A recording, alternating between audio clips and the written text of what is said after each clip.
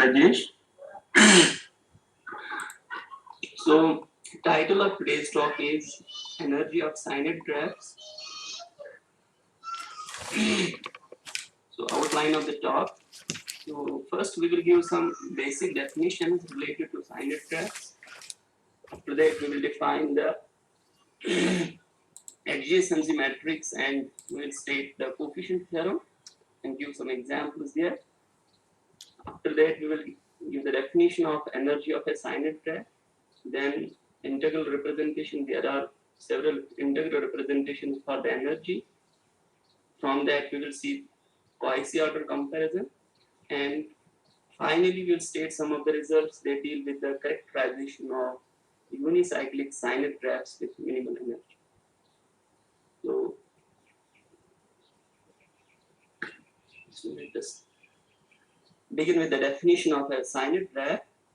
A sinus graph, or some author to write psi graph, it is a pair S equal to G comma sigma, where this G is underlying graph with vertex at V and edge at E, and additionally we have the sine function sigma on the edges. Sigma is a function from E set of edges to the set plus 1 and minus 1, or simply plus and minus. So this function is also called this is called a signing function or signature function. Okay. So throughout my talk, I will assume that S is simple.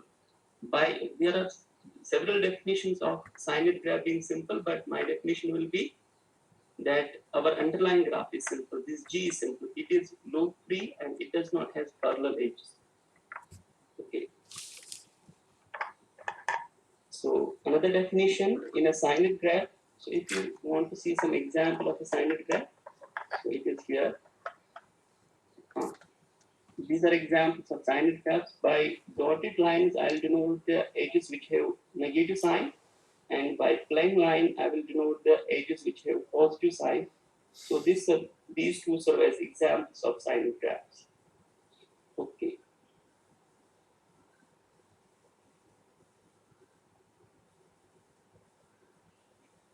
So now the next definition is the sign of a cycle. The sign of a cycle in a sinus graph is defined to be the product of signs of its edges. So we have to see what are the signs on the edges of a sinus graph, and we take the product of those sides. It is defined to be the sign of a cycle. Now, a cycle is said to be positive if its sign is positive, means if it contains even number of negative edges, and it is said to be negative if cycle contains, if its sign is negative, means if it contains odd number of negative edges. Based on these positive and negative cycle, we have another definition, that is balancedness. A sinus graph is balanced. It is said to be balanced if each of its cycle is positive. Otherwise, we say a sinus graph is unbalanced. If there is at least one cycle which has negative sign, then such a sinus graph is unbalanced. If we again look at the previous example of sinus graphs, here, this cycle in the sinus graph S1, it has two negative edges. We denote negative edges by dotted lines. So it has two negative edges. Overall, the sign of this cycle is minus multiplied by plus. So it is plus. So this is a positive cycle. And if you see this, it is plus 1, minus 1, plus 1, it is negative. So this cycle is negative. Overall sinus graph is unbalanced because it has one positive cycle and it has one negative cycle. If all the cycles are positive, then we call such a sinus graph balanced. If there is at least one negative cycle, then such a sinus graph is said to be unbalanced. This is another example of an unbalanced sinus graph, because if we see this 3 cycle, or if we see overall the 4 cycle, there are two negative 4 cycles, this one, and if we take this one, and there is a one positive 4 cycle also. So overall this sinus graph in fact it is disconnected one and it is unbalanced.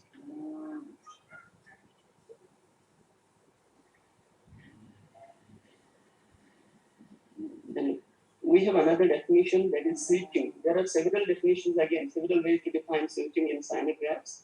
I have stated one here. Suppose we have a sinus graph S with vertex at V, and we take a subset, switching S, and we take a subset X of this vertex at V. Okay. Then switching S by set X contained in V means if we reverse, we change the signs of all edges between X and its complement. Complement means V minus X. So we take X, we take V minus X, and then we see what are the edges between X and V minus X in the sinus graph S. We change the signs of those edges. Whatever we get, that we call the sinus graph obtained by switching S. Switching the sinus graph by the vertex at X. Okay. Now we have two sinus graphs are said to be switching equivalent if one can be obtained from the other by switching. So if we obtain one sinus graph from another sinus graph via switching, then we say the two sinus graphs are switching equivalent. Now, switching has nice property that switching equivalence is an equivalence relation on the signings of a fixed graph. So if we switching the relation of being switching equivalent is an equivalence relation, and we denote the switching class by this symbol. So switching has some nice properties. That's why we study this concept. So we will see what are the properties of switching. One property will be that it preserves the eigenvalues. We will see what eigenvalue is. Now we have the adjacency matrix of the sinus graph.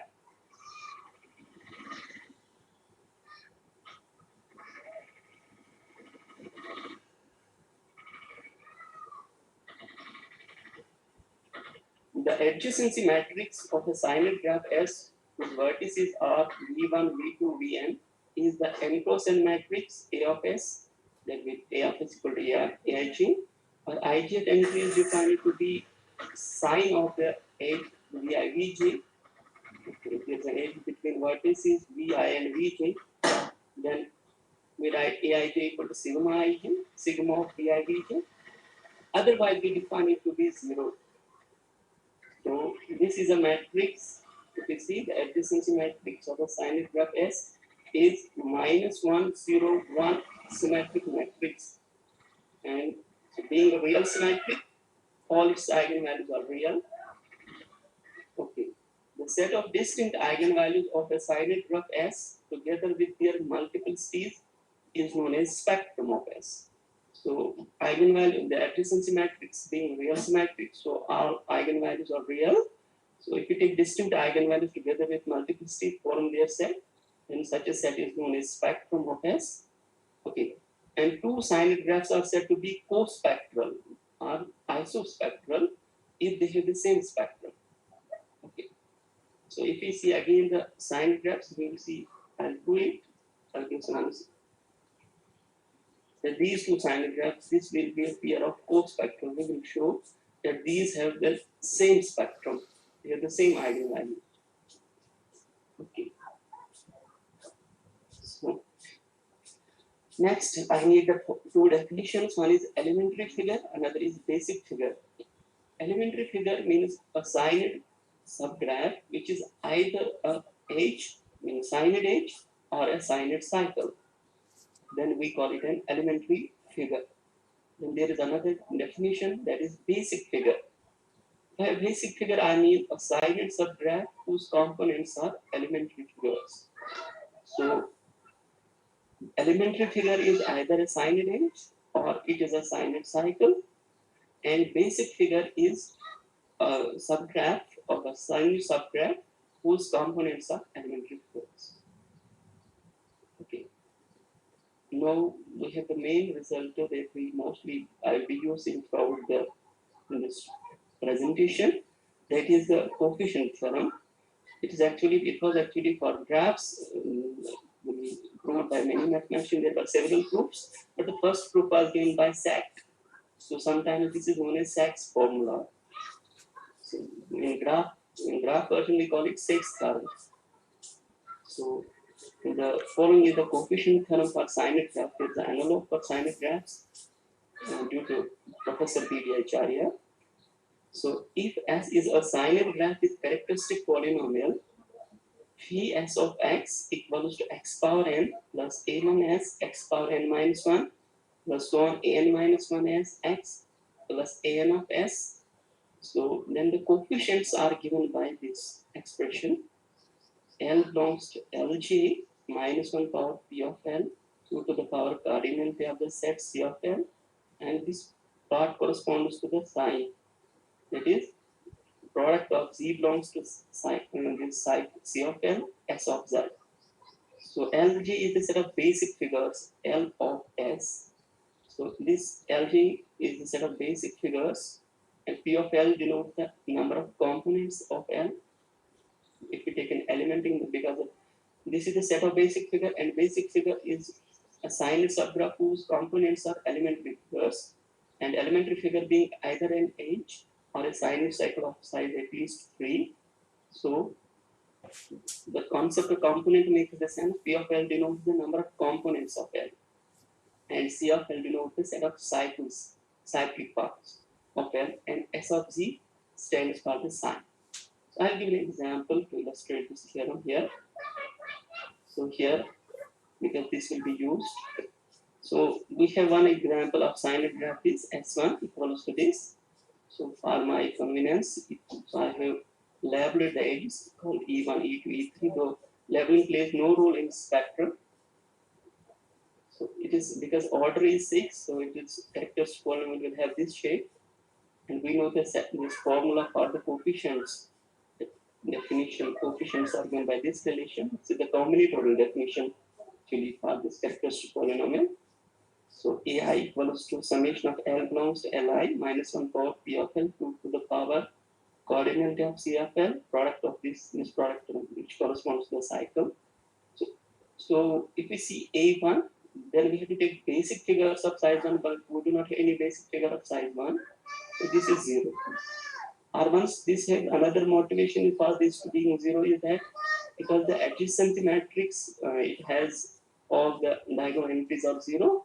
So this term actually corresponds to the trace minus times. So it is 0.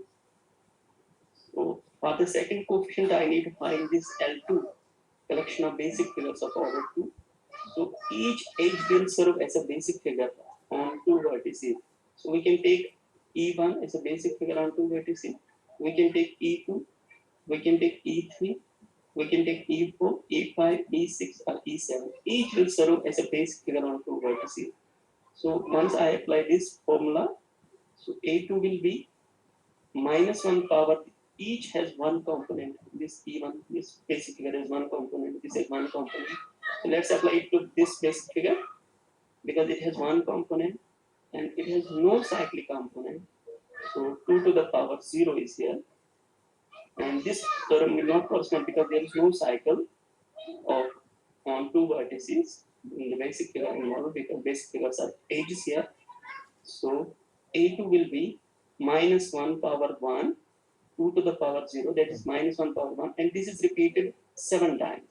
So it is 7 times minus 1 power 1, that is minus 7. So for L3, in its basic figures on 3 vertices, it has to be cycle. So it cannot be H only. So there are only 2 cycles of size 3, that is this cycle and this cycle. So there are only 2 basic figures of on 3 vertices, meaning this and this one. So let's apply the formula to first this minus 1 power P of L because this figure has only one component and that component is a cyclic component. It is 2 to the power 1. It is the number of cyclic component, that is 1 here. And then we have to multiply it by its sign, that is plus 1 here because sign of this cycle is plus 1. Then we will see here minus 1 power, this is also one component and that component is a cyclic component and we have to multiply it by its sign, that is minus 1. So when we add the 2, it becomes 0. So after that we have L4, we have to solve the basic figures on 4 vertices. So let's see, is there any 4 cycle? There is no 4 cycle present in the graph. So only basic figures on 4 vertices will be matchings of size 2. So we have to see what are the matchings of size 2 here. We can take E1, E4.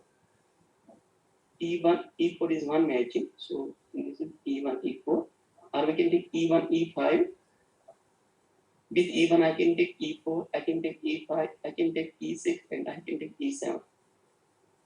So E5, E6, E7. Similarly, I can take another matches. Say E2, I can take E5, E2, I can take E6, E2, I can take E7, and so on. So let's see, apply the formula to each basic figure, because each basic figure has no two components. So it will be minus 1 power P of L, which is 2 component, 2 to the power 0. There is no cyclic component, and there are 11 basic such figures. So this will be repeated 11 times. So we get A equal to 11. So once we now let's compute L5. Basic figures on 5 vertices. This is, they cannot be edges only, because for 5 we have to have an odd cycle. Then we can take cycles of order 3 and some edge, which is disjoint, vertex disjoint from this cycle. So with this cycle, I can take either edge E5, I can take E6, or I can take E7. So E5, E6, E7. Similarly, I can take with the others cycle. So let's apply again the same formula. So we get A5 equals to 3 or of this type and 3 or of that type, in sign plus 1 and sign minus 1. Here each basically has two components. We see each has two components. One is cycle, another is not cycle. So it is minus 1 power P of it is 2, 2 to the power 1. This is one cyclic component. And first three have plus sign, and next they have minus sign. So overall we get 0. Similarly, we have opted L6 and A6. Finally, we get the characteristic polynomial to be this. So this was the example about the coefficient theorem on sine graphs. So we have the next. So we have the most important theorem in the spectral theory of sine graphs, which is the spectral criterion for balance. Professor Acharya characterized sine graphs balancing sine graphs. So this is the result states we have proved the result in a general form for networks. Once we restrict that result to sine graphs, it takes this shape. A sine graph S is balanced, means if it has each cycle has positive sign, if and only if this is spectral characterization S and it is underlying graph of those spectra. So if in a sine means all the balanced sine graphs on a graph, they have the same spectrum. So the sine graph is balanced if and only if it is co-spectral with its underlying graph. This is known as the spectral criterion for the balance in sine graphs. Okay. So next we have some definition for the energy of sine graph. The concept of energy for graphs was given by Ivan Goodman in 1978, and it has motivation from chemistry, where uh, actually first we have a conjugated hydrocarbons, and there is a concept of total pi electron energy in conjugated hydrocarbons. So and there is a proper definition and there is a proper integral formula.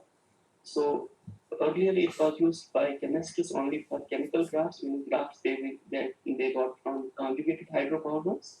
Then even Goodman generalized the definition for general graphs, meaning the graphs we have studied in discrete maths. So Goodman defined the energy of a graph as the sum of the absolute values of eigenvalues of the adjacency matrix. So if we are given some, we have an adjacency matrix, we compute its eigenvalues, take the sum of the absolute values of eigenvalues. Actually, the definition for chemical total pi electron energy was minus 2 times the sum of the, it was twice the sum of the largest, it was twice the sum of the positive eigenvalues. Because trace being 0, it takes this form, sum of the absolute values of eigenvalues. So sum of positive eigenvalues becomes equal to sum of negative eigenvalues. So twice it changes once we use that. Take the form that sum of the absolute values of eigenvalues.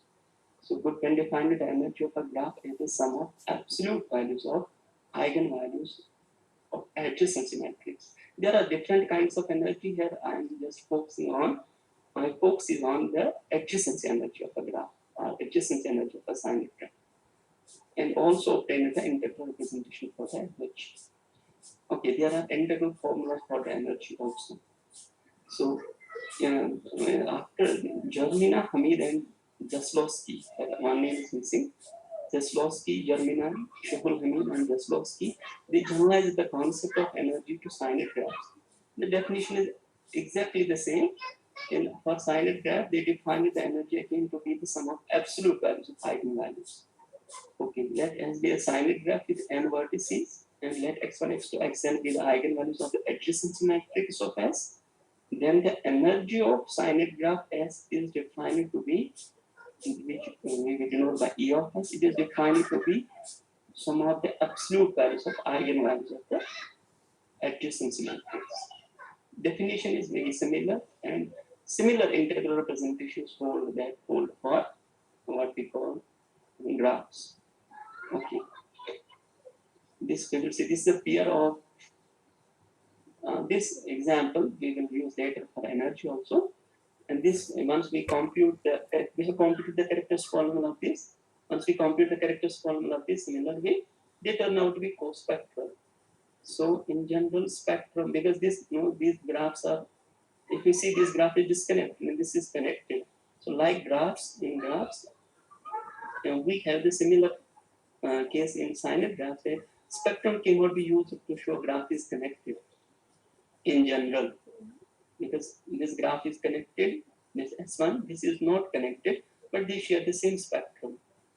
Okay, there are some other properties which we will see these two graphs possess. Okay, so consider the Sinet graphs S1 and S2 as shown in figure 1. Their spectrum is given by, they are co-spectral. Not only they are co-spectral, they have another nice property. If you see, this is an eigenvalue, it is negative is again eigenvalue. 1 is eigenvalue, minus 1 is eigenvalue, and multiplicities are preserved. Spectrum is actually symmetric about the origin. We see these properties in graphs, unsigned graphs. This property, spectrum being symmetric, is only possessed by bipartite graphs. So graph is bipartite and only the spectrum is symmetric about the origin. But we clearly see these graphs are not bipartite. They do possess odd cycles. By bipartite graph means there is one equivalent definition or characterization. We say that graph consists of only even cycles. So there is spectral characterization that graph, spectral characterization is that graph possesses this pairing property that if lambda is eigenvalue, then with multiplicity say k, then minus lambda is also eigenvalue with the same multiplicity. Okay, means graph spectrum is symmetric with respect to the origin. So this property is not preserved in case of Sinet graphs.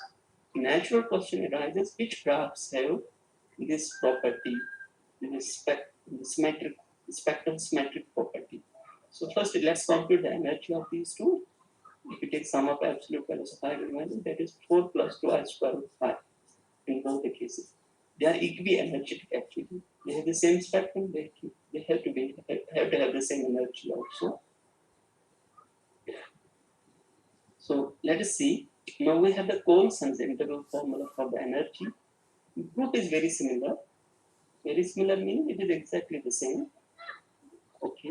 Next, we state the Coulson's integral formula. Coulson's integral formula states if we are given a Sinet graph S of order n and characteristic polynomial say Phi of x, then this energy E of s equal to j is from 1 to n modulus of xj, where x1, x2, xj are xn of eigenvalues. So this is equal to this one. It has an integral representation. Note that this improper integral, it exists. This integral exists for graph for the when we use the characteristic polynomial of the Sinet graph. It makes sense. And by this minus this improper integral, because improper integral is evaluated in different ways. So here we mean the Cauchy principal value of the respective integral. That means if we have to compute this integral and suppose we assume the inside function is continuous, then this integral is equal to limit, say we use the term r goes to 0 minus r plus r f of x dx. In case there are discontinuity, then we have to break up the integral to get those points. But usually we do not evaluate the improper integral in that sense. We use one limit for lower limit of integration, we evaluate it. We break the integral, then evaluate in two parts. Here use say if you use one, say r here, then we use the other limit here, say s goes to infinity here with r goes to minus infinity. But in case of Cauchy principle, we use the same term here and here. Say my limit r goes to infinity minus r plus r. Okay. There is another way to write the same integral formula, because if you see here the function, here is the derivative. So one can think about the logarithm function to come. So this is another form of the integral representation. Okay. So from this we can present another form of the integral formula, that is this. And this one is mostly used. Okay. So it states if S is a signed graph on n vertices with characteristic polynomial this, then E of S is equal to this. This one is different from the previous two. If you see here, energy directly connected with the characteristic polynomial. Here again, it is connected with the characteristic polynomial in a different way. If you see here, we are directly connecting energy with the coefficients of the characteristic. In that sense, I say it is slightly different. But we deduce it from here only. So this is the third representation for the energy of a signed graph. The E of S is equal to 1 upon 2 pi, integral from minus infinity to infinity, 1 upon x square, and this square of this term, plus and square of this term. Here are the only bracket and dx. It's missing here. Okay. So now we will see some importance of this result, this form of the integral representation. So let's come to those two signed graphs that I stated earlier, S1 and S2. So we say that a signed graph has a pairing property if its spectrum is symmetric with respect to the origin. Not only this symmetric origin, eigenvalue multiplicity has to be preserved. So it is not that one eigenvalue has two multiplicity, another just negative has only, it has one, that's not true. We say multiplicity has to agree. If lambda is eigenvalue with multiplicity, say k, then minus lambda has to have the same multiplicity. Okay. So bipartite signed graphs like bipartite graphs, they have this property.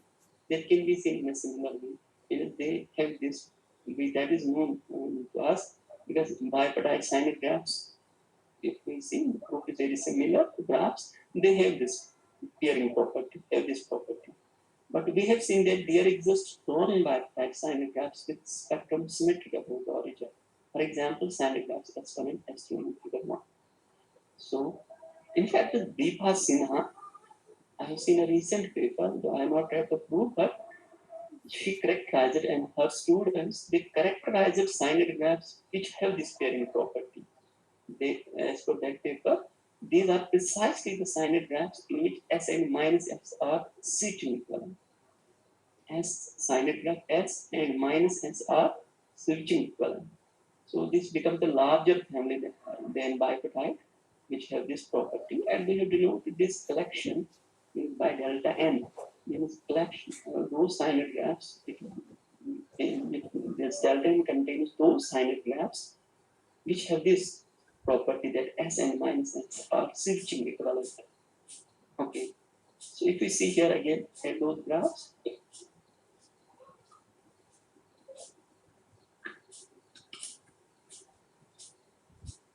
these two graphs do possess this property. So if we negate this graph, this will remain the same cycle. Because no, it will this become H, this will become, and this will become negative. This cycle will become negative, and this will become positive. For all the graph S1 and it is negation, they are switching. Similar can be seen here. S2 and it is negation, they are switching well, though they are not backed up.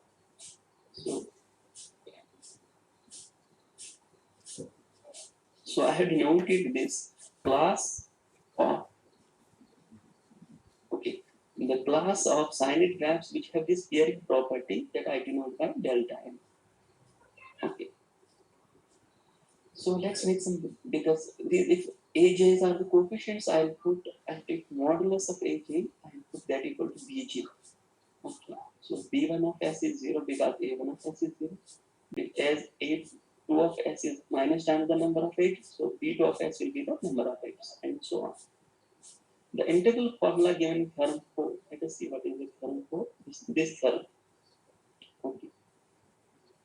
So integral formula given in theorem 4 expresses energy of a finite graph in terms of the coefficients of the characteristic polynomial. Okay. It becomes helpful when even and odd coefficients respectively alternate in sign. Fortunately, we have this property unicyclic sine graph. Let's see what does it mean. Here, if you see coefficients, before coefficient, there is the minus 1 power j term, means on a j is 1, j equal to 0 to greatest integer n by 2, integral part of this. So, we will see there is alternating signs. So, if the coefficients do possess the alternating signs, then this and this, then this part becomes positive actually. This part. This is the coefficient. If it itself possesses alternating property, then together with minus 1 power j, we will get positive term here. Okay, this total will be positive term. Similarly, this total will be positive term. So for by positive, I mean non-negative. This will be non-negative. If the odd coefficients also have the this alternative, means even coefficient is alternating sign, odd coefficients alternating sign also. Okay.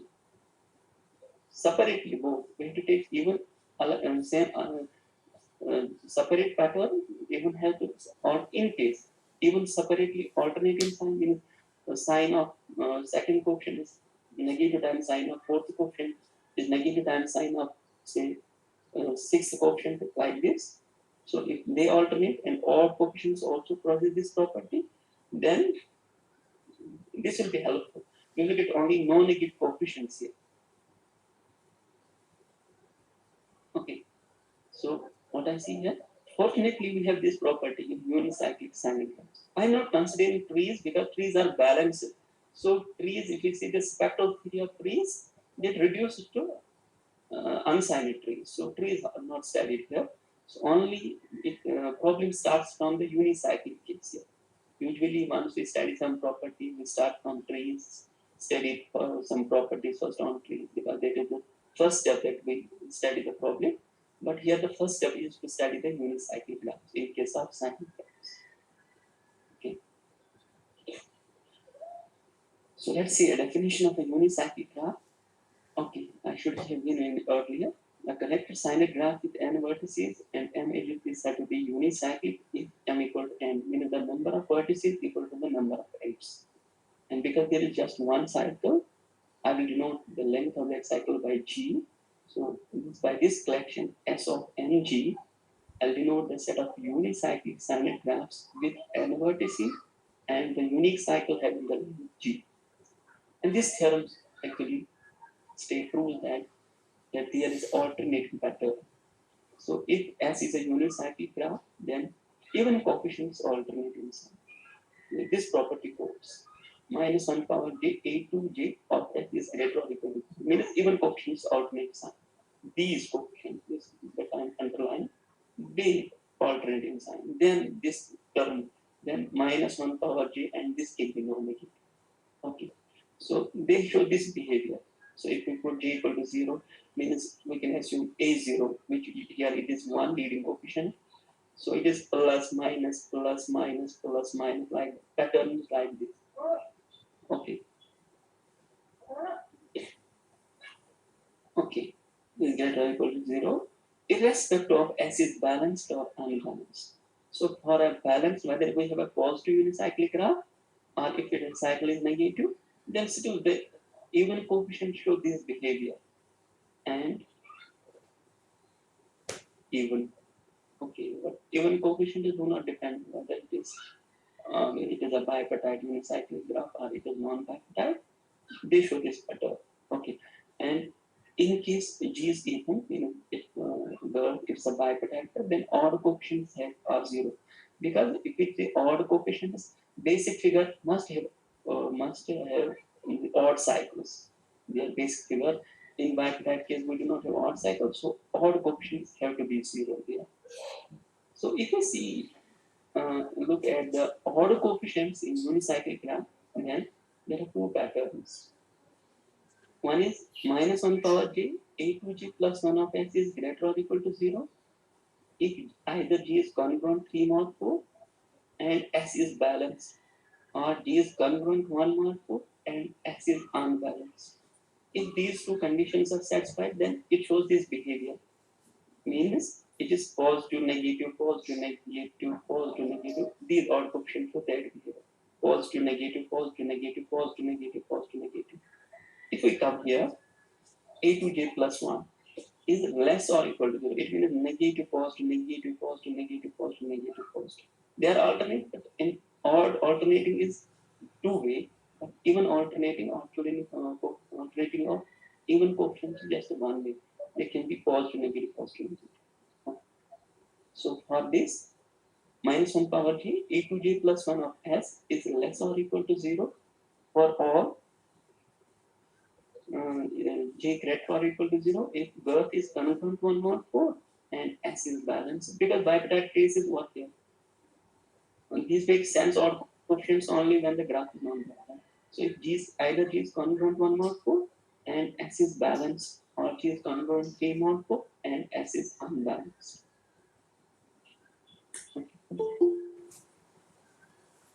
So once we have this, then this integral formula that I stated earlier, it takes this form. Theorem 4 takes the following form. Let S be a unicyclic sinus graph of order n, then energy of S takes this law. Let's closely look here what happens. Actually here we can break up this sum. We can add B0. B0 is 1. So here it is 1 plus, and each B2j, that being mod of A to j, this is non-negative. This is non-negative. Let's record it. Definition of Bj is mod of Aj. Because Aj is here alternating sign, it takes finally this form. Even all, in case all are negative, then this pair will make them positive, no issue. Okay, so this becomes non-negative 1 plus non-negative part. Again, this is non-negative. So inside the integrand, we have a non-negative logarithm of a non-negative function, and that is 1 plus some part, non-negative part. So this on the basis of this integral formula, we have a Cauchy order. We can define a relation. Okay, that is here Cauchy order comparison. So suppose we have two unicyclic sinus graphs. This formula is true for any graph. This is not generally this formula, integral formula for this integral formula for. Let me go here. This is true for any graph. There is no mention of unicyclic. For unicyclic, it takes this form. It takes this form. So let us see what is this comparison, Cauchy order comparison. So suppose we are given two sinus graphs S1 and S2, B2 sinus graphs. If Bj of S1 is less or equal to Bj of S2 for all j greater or equal to j greater or equal to 0, then we say S1 is actually, it is kind of, it precedes, it is less or equal to S2. We use this relation. Okay. If in addition, if for some j, strict inequality hold, then we write this is strictly less. S1 is strictly less than S2. Okay. So it is clear from the previous theorem, because if you look here, this part integrand, and this is, we know that it is true for proper integral. If f is less or equal to g, the integral of f is less or equal to the integral. The same property holds for improper integrals. If suppose we have all the functions are non-negative, so we have one in this. So if f is less or equal to g, then we have logarithm being non-increasing function. So this, if b2j of s1 is less or equal to, and b2j of s1 is less or equal to b2j of s2, then this integral of one integral on one sinus graph will be less or equal to integral of another sinus, or corresponding to another sinus graph. Or we say energy of one is less or equal to energy of other. So this is one way to compare the energy of two sinus graphs. Okay, S1 is less or equal to, and if strictly inequality form, then we say energy is strictly less than S2. So if you look apart from this unicyclic, actually we can extend it to a bigger class, say delta n. Similar pattern, similar comparison can be made. Delta n, it includes any graph which has a pairing property. Okay, because in delta n, okay, this is actually a result in very simple to prove. Taking 41 of my paper. So for a signed graph S in delta n, characters polynomial takes this form. B2 of k of s equal to modulus of A2 k of s. So it takes coefficients actually alternating sign for every graph S which is in delta n, which has no spectral symmetry over the origin. So for a signed graph S belongs to S delta n, actually theorem takes the form. It becomes this 1 plus j is from 1 to greatest integral part of n by 2 b2 j of x power 2 j dx. Again, if S1 we have two sided graphs in delta n, they satisfy this, then we have this energy of S1 is less than energy of S2. If it is less or equal here, then accordingly the energy of S1 is less or equal to the energy of S2. So we can make actually this comparison for a bigger, larger set in Sn and then delta n in this quasi-order comparison.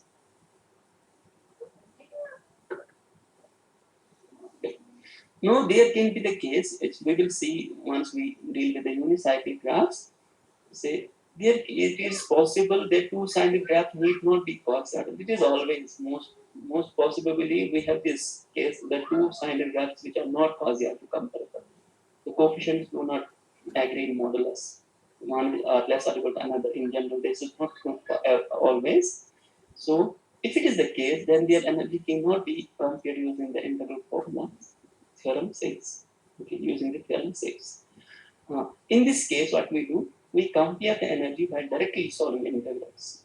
Okay, we have to directly solve the integral, but this is not an easy job. Mostly, this is difficult job. Okay, this process usually becomes complicated, and we do not have any. We do not have another. We have some.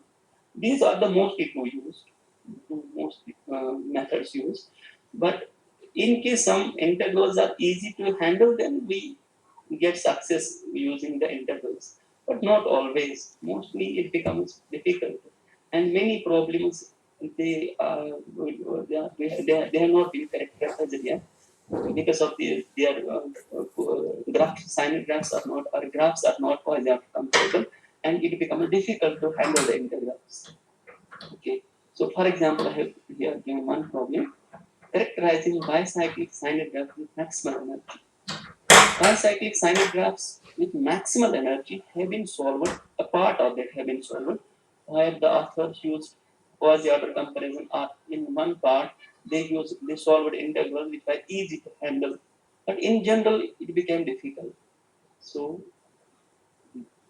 in general, this is not easy to come. Once we do not have quasi-order comparison, it is not always possible to solve the integrals and compare the energy. Mostly it becomes difficult. Or sometimes there are some no in while performing the integration, some graphs do have some property. We use some convexity there or some kind of convergence, but not always. All graphs do possess those recurrence relations, they do satisfy those recurrence relations and other things. So again, in case if we see the literature, if we have some spatial recurrences will help us to solve the integrals, and there we use some nice calculus, nice analysis like uniform convergence, change of integral, and limit other properties from analysis, and we do compute those integrals. But in general, if they do not satisfy those recurrences, then again we are in a problem. So same with the problem here, characterizing bicycle, we do not find there nice recurrences, which is another way to compare, in which the integral becomes easy to handle. Okay. We will come to across this at the end of the. We will give one example where we do not have quasi-order comparison. Okay. Fortunately, again, in unicycle case, it becomes easy to handle the integrals. In unicycle case, there is almost quasi-order comparison except to one place where we do not have while comparing. But that time, integrals are easy to handle. So we are lucky in unicycle case.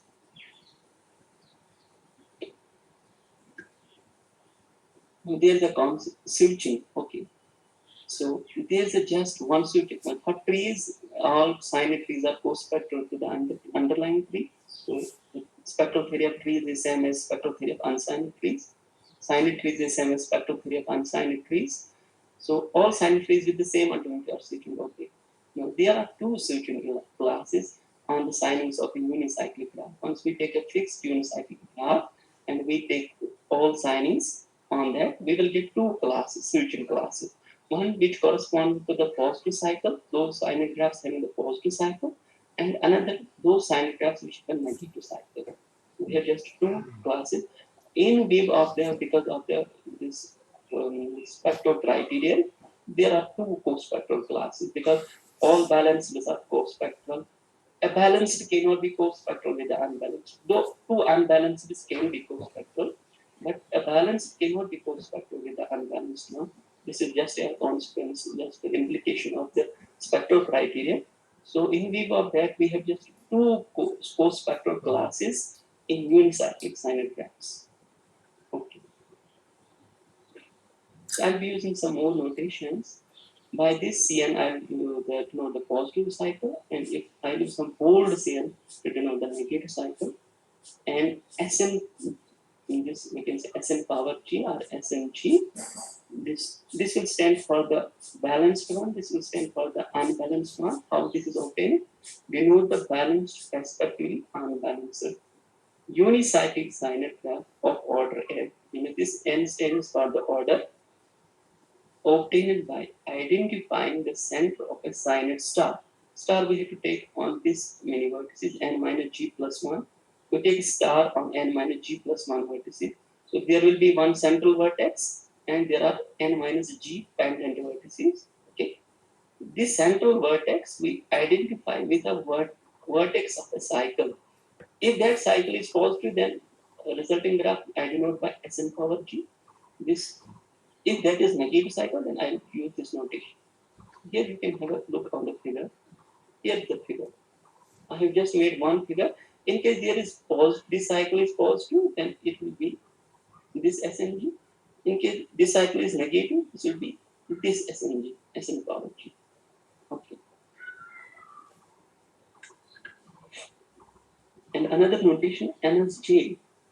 So this will again stand for the number of matchings of S of size J. By matching, I mean disjoint. It's have to take of size J.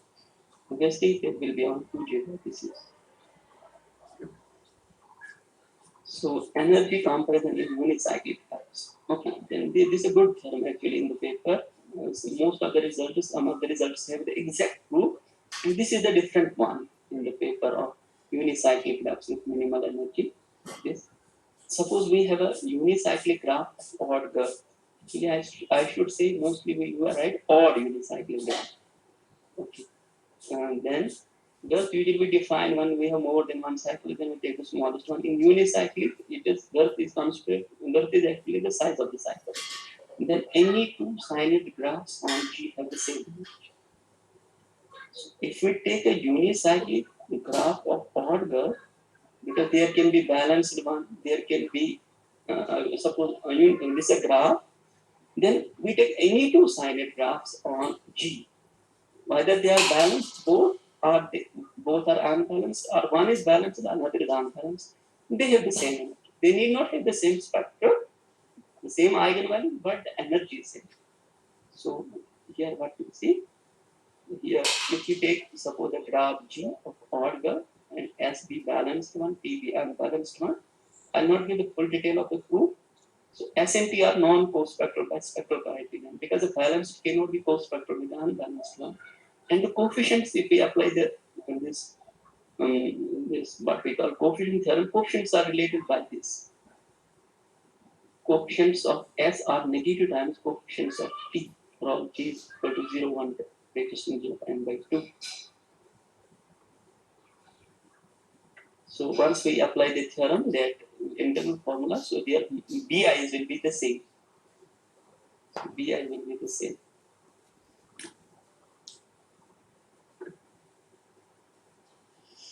Okay. So their energy is same. Again, if we have unicyclic, but cycle is of now even length, for all energy cell, if length of the cycle is suppose if we have a graph, which is unicyclic graph, which is called G, that means bipartite unicyclic graph. Now S, suppose we take a balanced one on this and an unbalanced one that we denote by T. If G is congruent 0 mod 4, then energy of S is less than energy of T.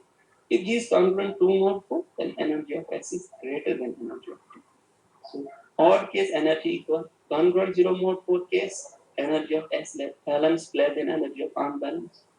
So congruent 2 mod case, 2 mod 4 case, energy of balanced is strictly greater than energy of unbalanced.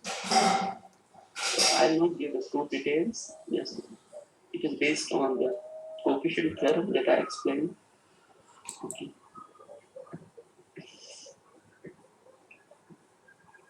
Okay.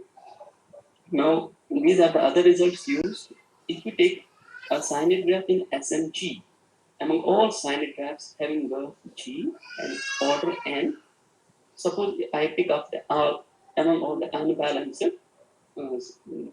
and unbalanced in this class, suppose S is not equal to Sn power G, this bold one, this is out unbalanced, then they are quasi order comparable. Every S and S and G is less than S, means they are quasi order comparable, and so energy of Sn power G is less than energy of S. So among all the graphs, unicyclic graphs having energy, this graph among unbalanced one, this has the minimal energy. Among balanced one, it is analog, that not bolded, that has the minimal energy. Okay. So we need to compare only actually these for each this G girl. Given order n, we need to vary the girl starts from T. We need to compare only these SMGs. Okay, but we have to see are they quasi-order comparable. So if this condition is satisfied, G is greater or equal to 5, so then every and then Sn power 4 is quasi-order comparable with Sn power G. So the problem is reduced among all the G's. We have to just look minimum one is for G greater or equal to 5, minimum is at 4. At 4 is minimum, then this Sn power G by T is greater or equal to 5. So energy is this. So let us see what happens when we have 4 and 3. Okay. Then this is the actually last result among if you take unbalanced sine graphs, then S is not equal to Sn cube, then energy of Sn cube is less than energy of S. So let us see in terms of previous results. Actually, we need to check this because up to 4, up to 5, if we say 5, all the unicyclic graphs which have work greater or equal to 5, in Sn, all the 4, this Sn power 4 is the minimum one, and all the greater or equal to 5, greater or equal to 5, this Sn power 4 is the minimum one. So we need just to compare Sn power 4 and Sn cube. And by coefficient theorem, we could correctest polynomial of Sn cube 4 is not given here, but I will show you what it is. Let us see here. This is the characteristic polynomial of this Sn power 4. Here are the coefficients are 1, minus n, 2, and minus 2. There is no x coefficient in Sn power 4. So if you see here in Sn cube, there is an x coefficient. So they cannot be quasi-order comparable. Okay, let's see. Then we will compare the other coefficient, but here is an extra coefficient. So we will not look at the others whether they are comparable or not. But here necessarily we have one extra coefficient, so they cannot be quasi-order comparable. Here this kind of problem we usually solve by integrals. And here in this case it is easy to handle the integral. We just take the difference of the energies. And we take the difference of the integral formula, use the logarithm property, log of m minus log of n, that is log of m by n. And then we make some calculations. We get energy of Sn cube is less than energy of Sn power 4, n greater or equal to 6. The problem remains what happens for n less than from 3 to 5. Okay. This is the concluding result. Among all unicyclic sine graphs with n greater or equal to 6 vertices, all sine graphs in this and this have this minimal energy. In fact, they have the same energy because odd order, then any two sine graph have the same energy. They have the minimal energy. Moreover, for n equal to 3, 4, 5, all sine graphs in the switching class S have the minimum energy, but S is shown in the figure. Let us see what is the figure. So for order 3, these two have minimum. Okay, agrees with the this characterization. This does not agree. Okay, we do not have here 3 then 1 edge. We do not have that property here. We just 4 cycles at the minimum energy. On 5, again, we have this 4 cycle, then 1 edge. That is the minimum energy. Actually, this result confirms that the conjecture in graphs by Kaposi et al. So what this conjecture says, among all connected graphs G with n greater or equal to 6 vertices and edges satisfying this condition, okay, graph with minimum energy starts with this many additional edges. Okay, but the condition is all connected to the same vertex. Let me stop here. I will not discuss this part because our result is related with this part. So part 3 is we have m equal to n minus 1. So this becomes 0. Means among all trees, minimum energy in stars. That is the well-known result. Okay. So for unicyclic graphs, m is equal to n. So we have to take one additional edge. One additional edge. So if we have a star, then we connect two non-adjacent vertices. So we will get this Sn power 3. And that is Sn in among graphs, Sn power 3 has the minimum energy. And we have a signed analog of conjecture actually. That holds. This characterization verifies a signed analog of that this conjecture is true. But this signed analog is not true for bicyclic. Bicyclic, if we take the signed analog, they need not have all. One part has minimal energy, another part has the second minimal energy. In case of bicyclic. For unicyclic, it is exactly the same. Okay. Then we have some references. This is the spectral criterion by Professor Acharya. Okay. I think there is error here. It is not in 2017. So here I'll check it and correct it. So it is actually earlier. This paper has been published. I made some mistake here in writing. Then there is a paper on unicyclic with minimal energy. This is in 2017. Actually, then there is a paper of Jermina, Hamid, and Jaslowski. This actually is the basic paper on the energy of signed graphs. In this paper, they have defined another notion called Laplacian energy and concept of line graphs in signed graphs. And the definition of line graphs can be modified by Bilardo. They have taken some another definition. So I'm not just focusing on these things. So this is the first paper on the energy of graph by Ivan Goodman in 1978. Then we have, this is the paper on the unicyclic graphs with minimal energy by Yong Ping Hao. And this is the paper of Deepa and her students, spectral analysis of P-path signed graphs. And with this, I thank you all for your attention. Thank you, Mustaq, for the interesting talk. Welcome. Yeah, thank you. Yeah, audience, if you have any question, you can ask now. Please. Yeah. Sure. Can you show the figure 1? Figure 1. Okay, sure. Okay, sure.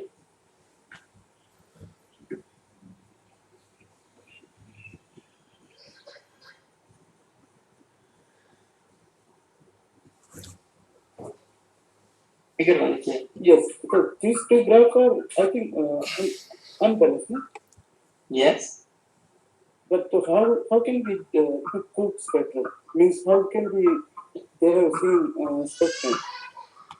No, they are co-spectral because you compute the spectrum that comes out to be the same. No. Why two unbalanced signed graphs cannot be co-spectral? Why you consider this condition? Because this, one of the theory No. That is about balance. That is not unbalanced. That says that any two if a signed graph is balanced if and only if it is co-spectral with its underlying graph. So by that, if we have a graph and we take all balanced signed graphs on that, then all those balanced graphs will be co-spectral. But that does not say about the unbalanced one. That is the balanced one.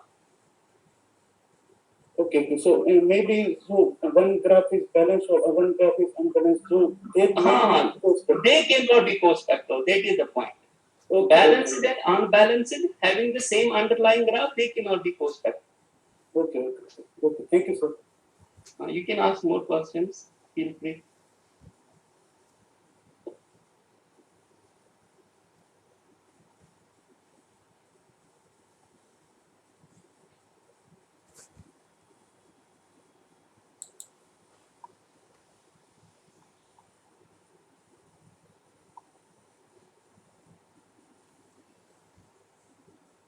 Okay, are there other questions?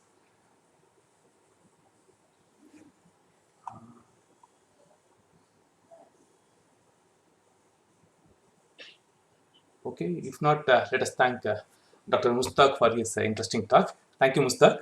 Again. Welcome. Ha, ha.